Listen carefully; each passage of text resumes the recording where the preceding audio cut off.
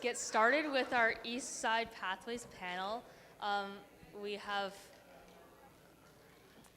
Angela. Where's Angela? Angela Phan, yeah, come on up, Angela.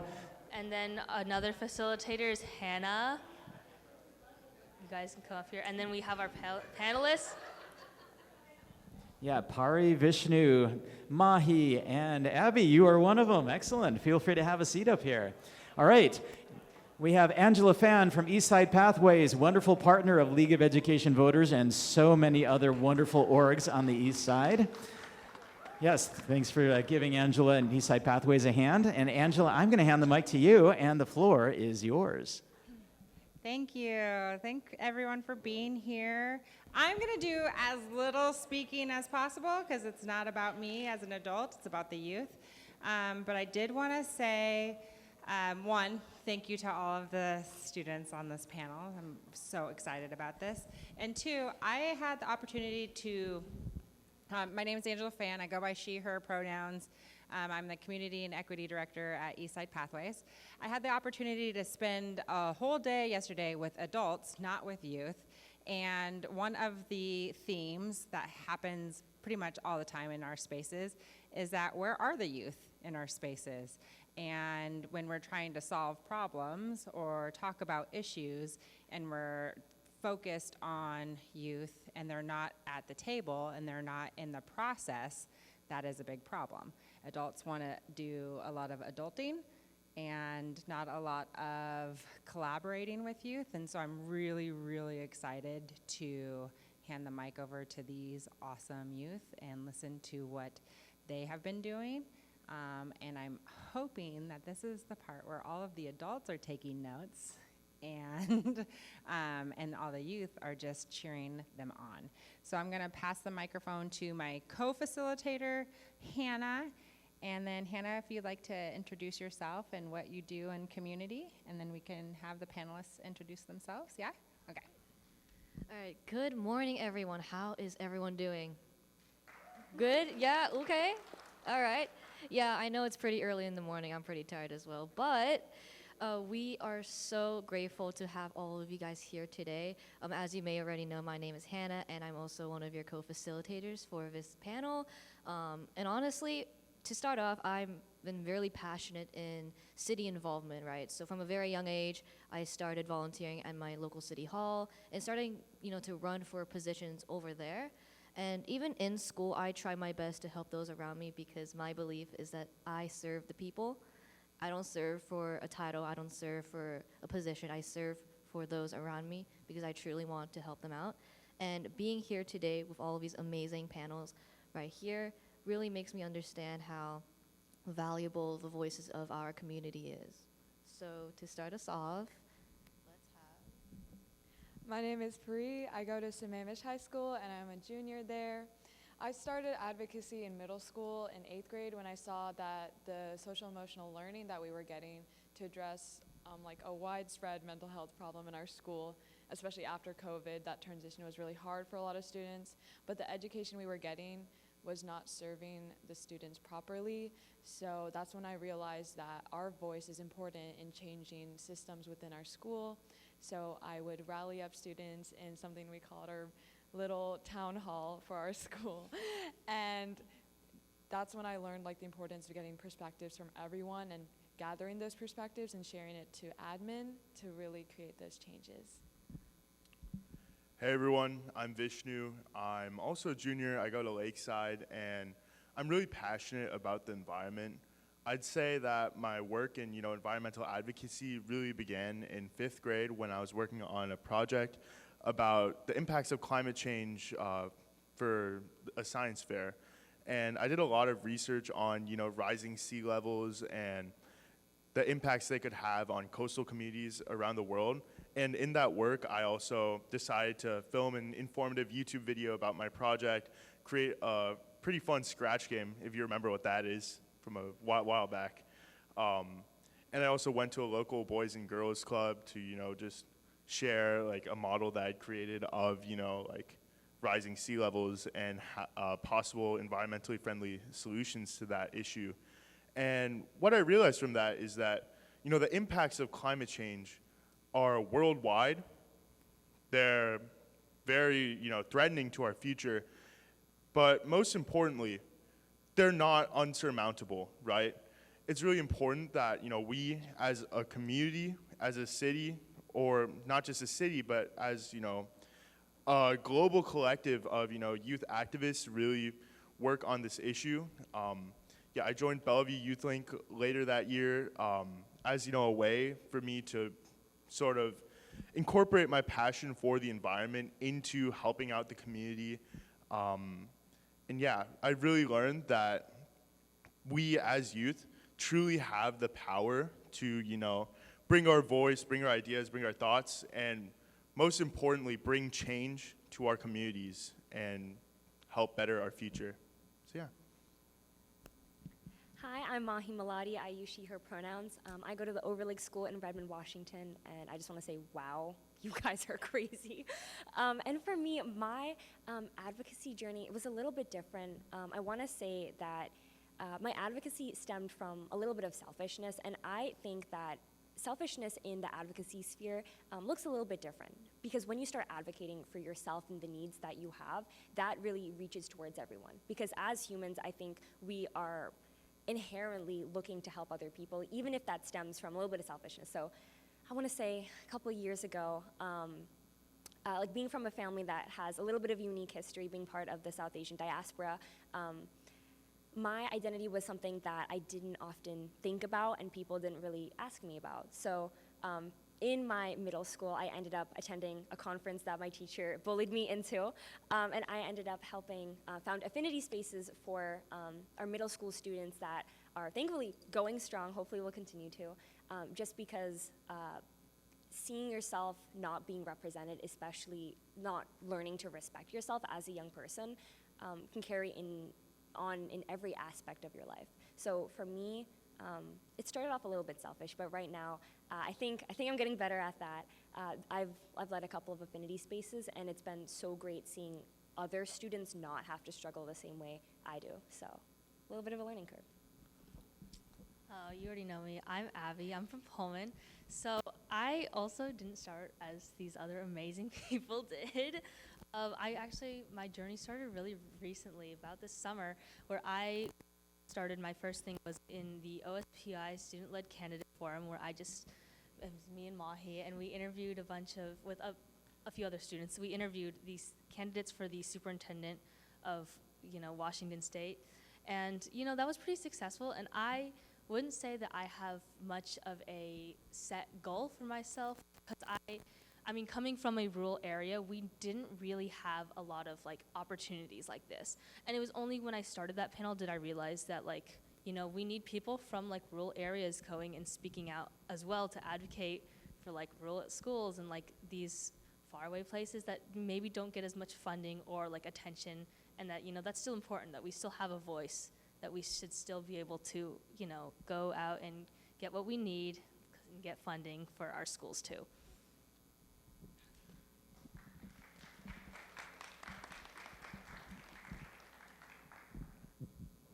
So when it comes to advocacy, and also first off, look at these future leaders right here. They're making me so jealous right now. But when it comes to advocacy, it's kind of a broad kind of field, right? And sometimes we don't know if we're fit, because sometimes we're too scared, sometimes we doubt ourselves, sometimes we don't think we can live up to the expectations we hold for ourselves. And so I kind of wanted to ask you guys, was there someone like a teacher, a mentor, a family member that kind of inspired you to start this kind of journey? So Yeah, so with my middle school advocacy, our 8th grade teacher, Mr. Tillotson, Vishnu also had him. He was so supportive. Sometimes as a youth, and we'll probably get into this in a later question, but being around a bunch of adults and trying to advocate for something can be so intimidating. So getting someone on their level to echo your needs is so helpful.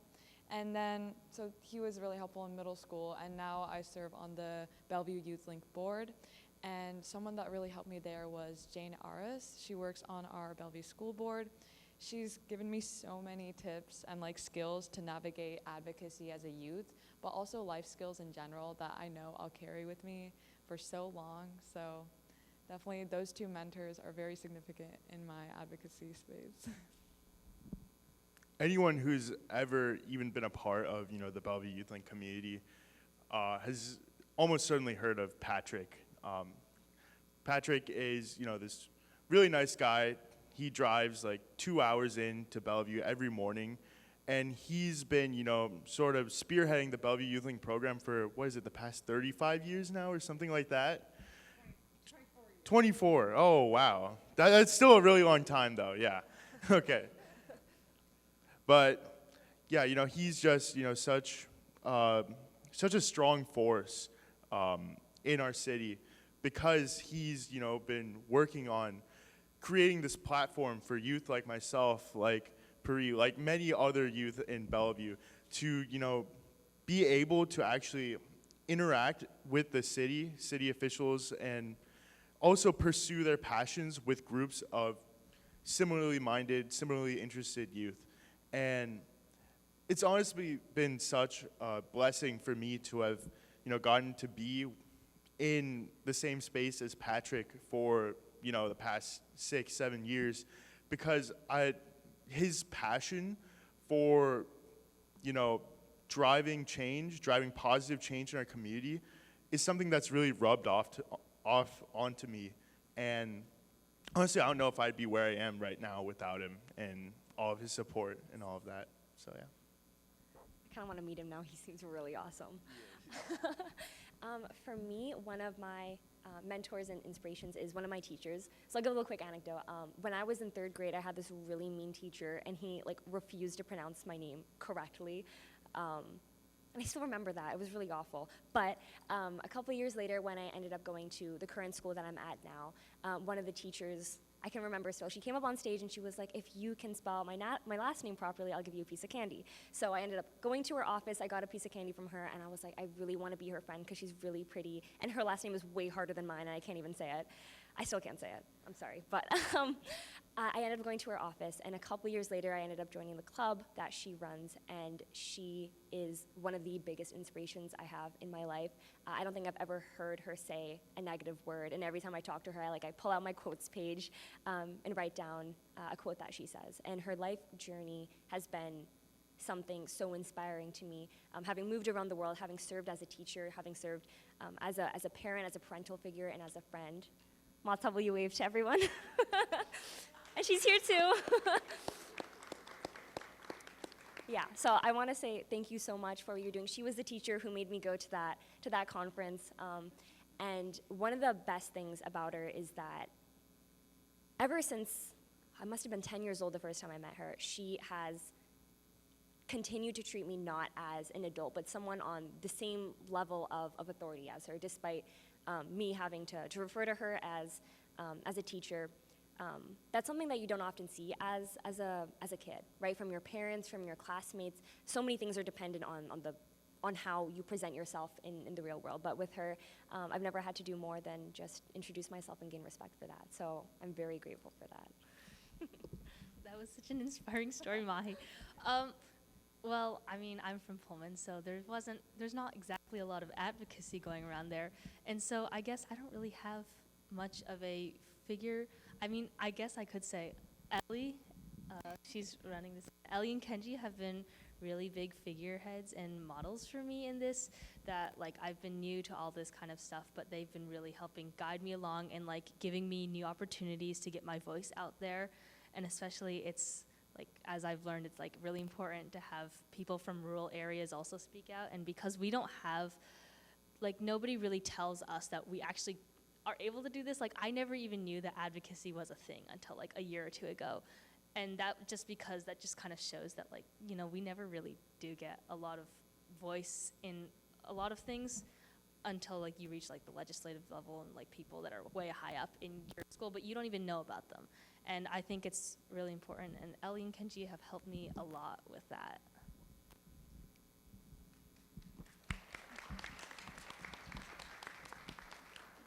Yeah, so when I was back in 7th grade or 8th grade, I started kind of getting into the world of politics, right? Kind of interviewing people, interviewing local leaders and politicians and all of that, right?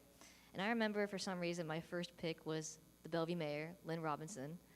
And at that time, I was, so scared because I didn't know how to greet her. I didn't know anything.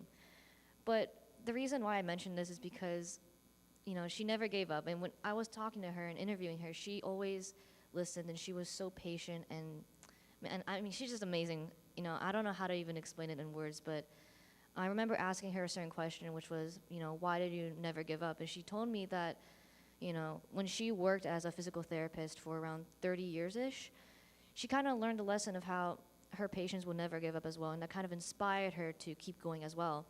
And I bring this as well, again, because that leads me to my next question, which was, what are some of the challenges you have faced sometimes, in your advocacy kind of journey? Because sometimes we may want to give up, sometimes we, again, doubt ourselves and don't believe in ourselves. And so, yeah.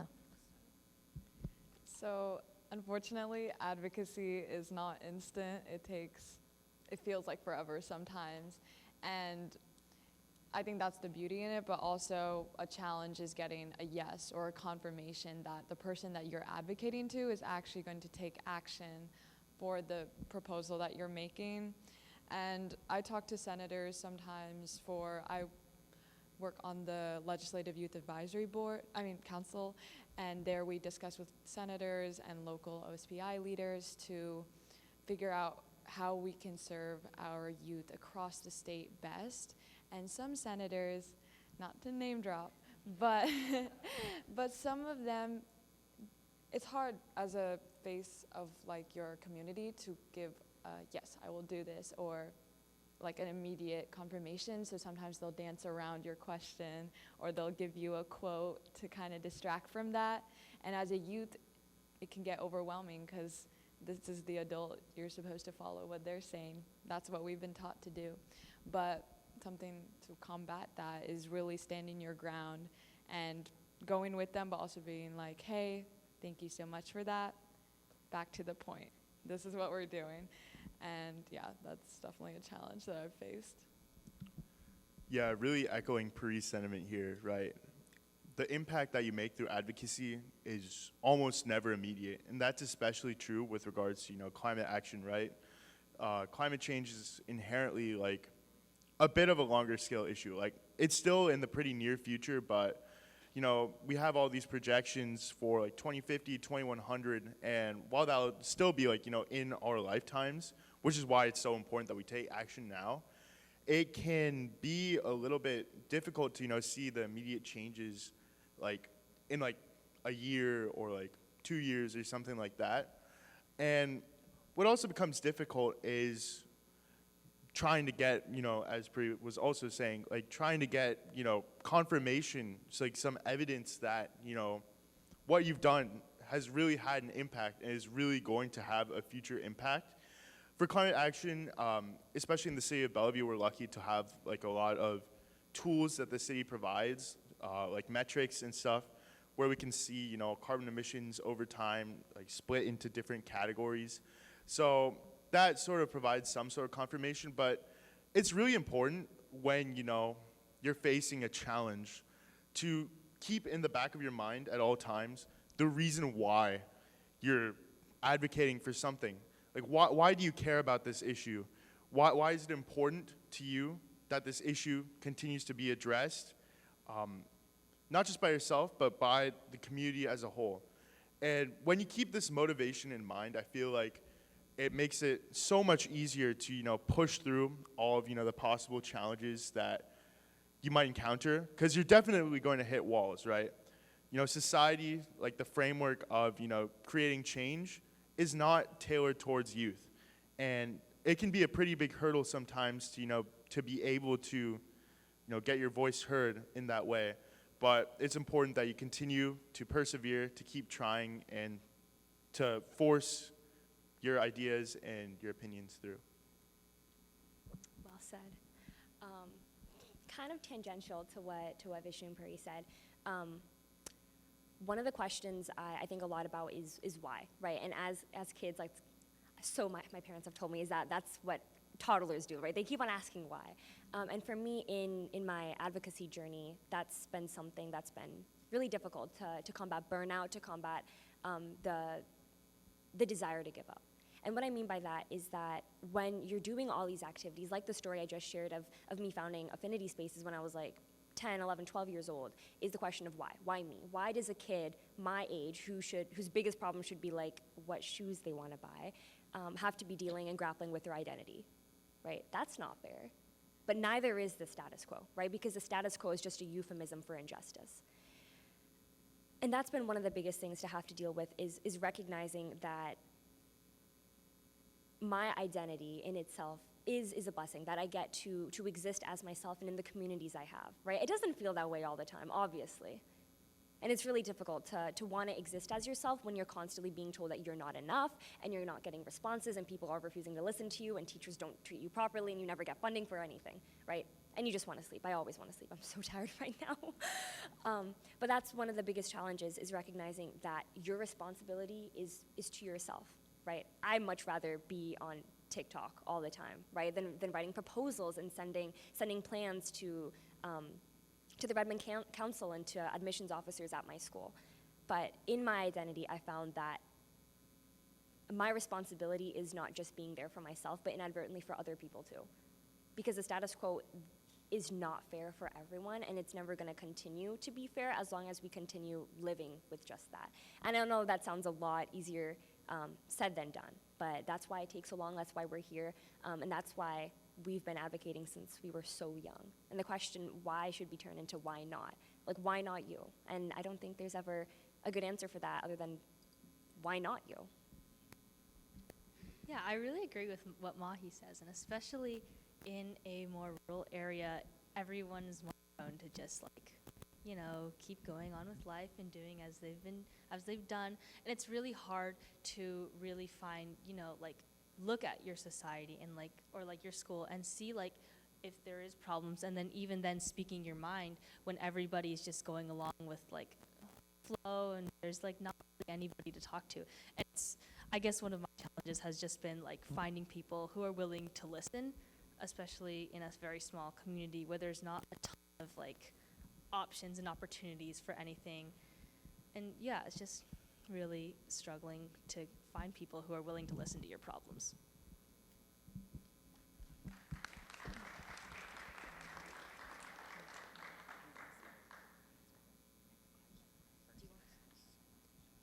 So what's so interesting, because I know Vishnu, for example, already talked about his concern about the community, but what's so amazing about this panel over here is because they're from all over Washington, right? We got one from Pullman, we got one from like Sammamish. You know, that's really amazing because problems are not just kind of stuck in one place, they're everywhere. And I remember someone telling me just because it doesn't happen where you are does not mean it doesn't exist at all. So taking that into account, I think what would be great for all of us is to kind of explain a little more in depth on why you started advocating for a certain issue in your community and what motivated you enough to keep doing it. I guess I really started because, I mean, I've always, as a young kid, like I've always wanted to like be able to make a change and like, you know, be a good driving force for my community. And especially in a rural area such as Pullman, there wasn't a lot of opportunities, and I was always really unsure. Like I was always like, oh, I should get started on this, but like I never really had the motivation to do so because none of the problems really like leapt out at me.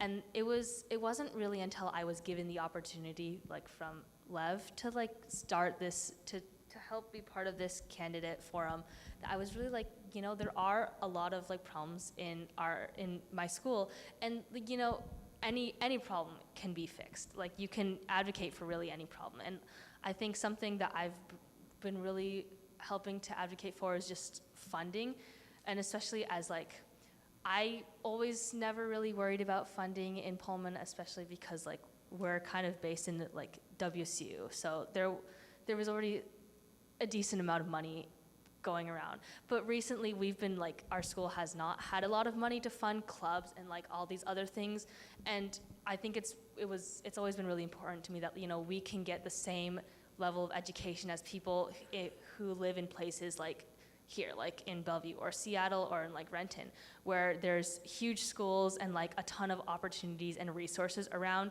And it's really hard, especially living in Pullman, when you're like an hour away from like Spokane, and there's not really a lot you can get. And so a lot of that would need to come from like state legislature and like laws and bills that can be passed so that you can have more of these opportunities that you can get for less, because a lot of things are really costly. And so like one of the really important things that we get is like Running Start and like college and the high school that go through these other universities that are willing to like take these high school students and allow us to get, you know, a higher level education if we seek it.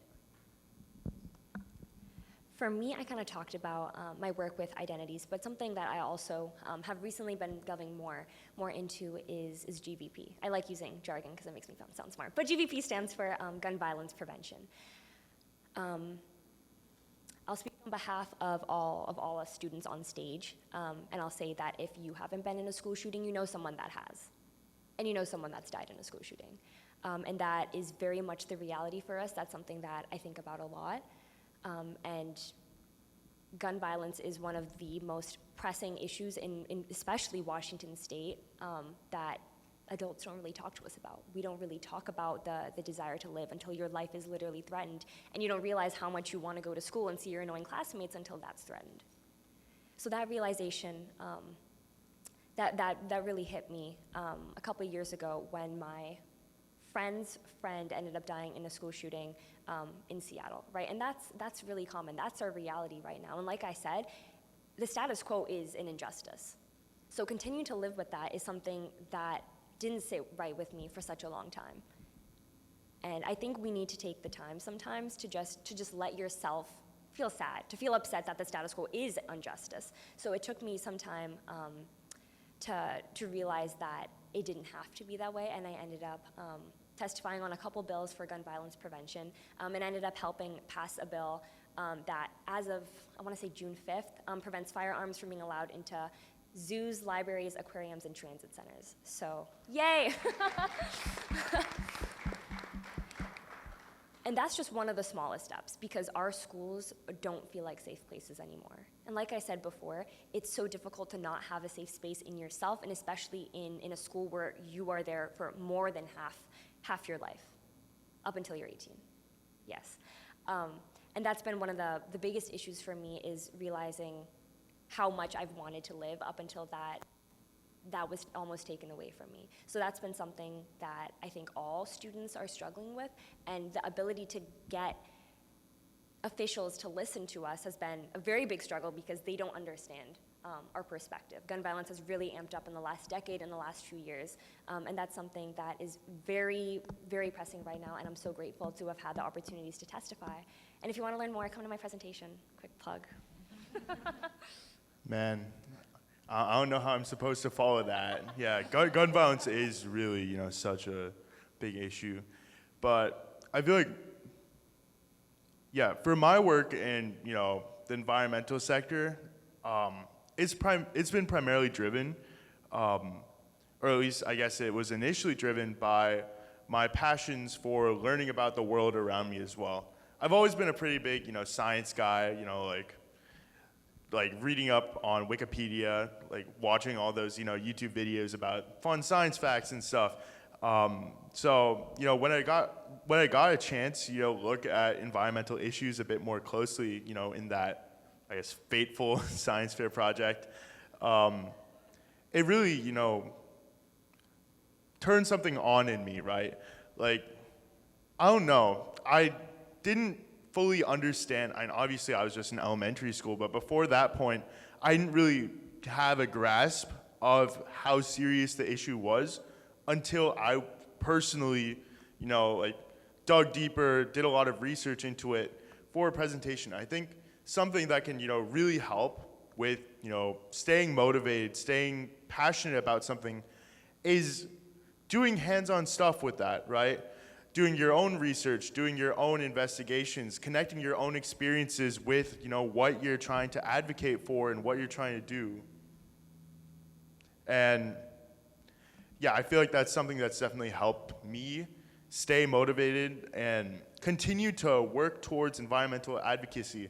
Because at the end of the day, it's not just, something I do as a part of a bandwagon. It's something I do, for myself. and something that I'm personally, really invested in. And I think, focusing on advocating for your passions and making what you advocate for, making that your passion are, just great ways to keep pushing forward. That was beautiful. For me, I never want a student to feel abandoned or behind. So when I was in middle school, and for the longest time, I've struggled with mental health and also eating disorders when I was younger. And these problems are so debilitating. When I was young, it's talked a lot more recently, but when I was younger, it's very easy to feel isolated and like you don't have any resources, you can't talk to anyone about it. And going through that and coming out of that, I realized that the resources at our school were not competent in making sure these kids were helped to transition out of it. And I also realized that the resources weren't reflective of real situations.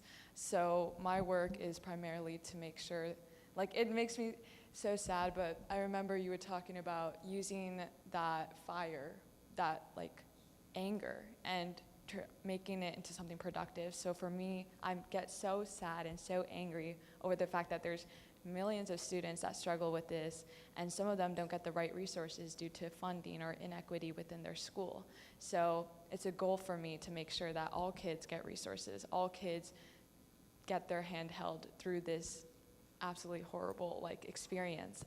And so that's what I mostly focus for, is mental health and also equity. I think all kids should get equal resources to education, so I'm always advocating for that, and also special education funding. I think that's something that is not as, luckily in our district, it's pretty well, but I know across, especially in rural areas or in more urbanized areas, it's not helped as much. It really depends on the district. So working on the Legislative Youth Advisory Council, I'm working towards making that a statewide thing. Everyone should get access to help. So that's what's important to me.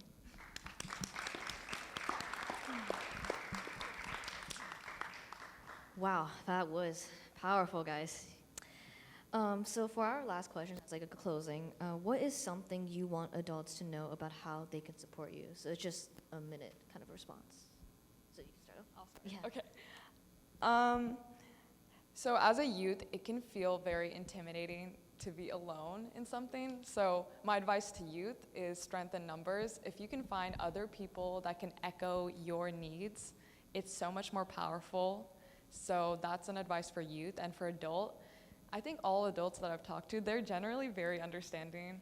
I think it's easier sometimes to advocate as a youth because you are doing something that takes a lot of courage at your age. So I feel like most adults recognize that and empathize with that, and just continue doing that. If you are a leader, if you're an adult, I think that is so helpful. Treat the youth as same authority level. That is very important, but also recognize where they are coming from. Yeah, I'll say for youth, know that the adults in the room are there to support you. They're there to give you a broader voice in, some of these other channels that might be a bit less accessible. And their expertise and their knowledge in, the areas in which you're passionate about can be incredibly helpful to you to, continue spearheading change. To adults, know that the youth are there to support you as well. This, of course, is their future, and, it's something that is really important to, all of us as youth, right? Because the change we make now is going to last for forever, right? And, us being on this planet, hopefully for many, many more decades, and being able to, see the impacts of our actions and just make the world a better place is so important to us. And I know, all the adults in this room especially are probably great at this, but give youth a space for their voice. Be mindful, understanding, and accepting of their input, and be supportive too, right? You all are pillars for youth to, continue to build their impact on, to continue to grow and to continue to do their thing, right? So serve as the support they need, and yeah. Well said, you guys. This is for adults. Coming from us students, especially from my parents, I'm sorry, I'm kind of annoying, but I will say that our challenges, the challenges that we go through, the things that we're diagnosed with, the challenges that we experience at school and come home and don't want to talk to you guys, that is because our lives are a direct reflection of systems that were built not to support us. Like Paree was just saying, there aren't systems that are meant to support us, and we are a reflection of that lack of advocacy in our societies. So sorry, and we're working on that. And for students, I would say don't let the insecurities of society, of your parents, impact you that much. You are the future. You're going to be the future. Adults are, I don't want to say going to be dead soon, but like we are going to be the future. No hate. It's inevitable. Sorry. But we are going to be the future soon. And let your existence and all the challenges you faced and the successes you've won, let that be enough. Because you existing past the school shootings, past the EDs and the assault cases that happen at our school that we don't face, but our classmates and our friends have faced, that's enough just to exist. Yeah. Yeah, I really agree with what everyone said. I guess for adults, just, be open, be willing to listen to students if they come to you and give their opinion. And just for students, just keep putting what you think out there and keep on sharing your opinion and letting everybody know what you need and what other people in your school need. Yeah.